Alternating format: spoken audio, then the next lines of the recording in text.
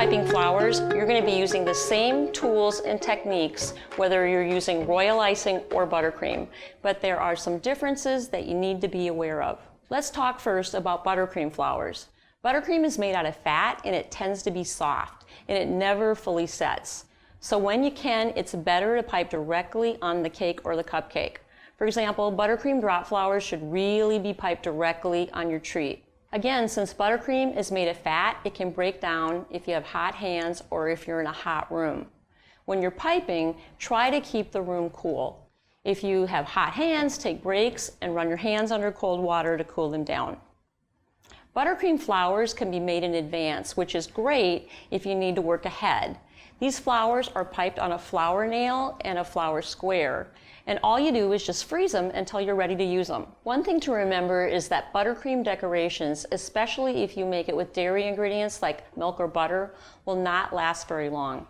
Generally, you should use those flowers within a week.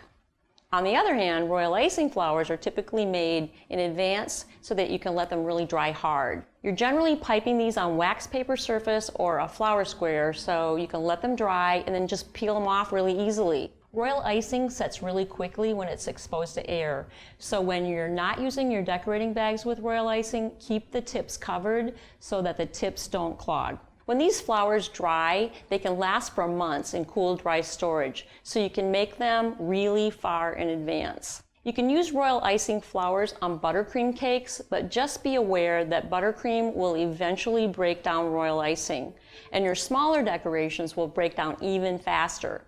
If you have really tiny decorations, you may want to put those on the cake closer to serving time. I hope that this clarifies the differences of piping flowers and royal icing and buttercream for you.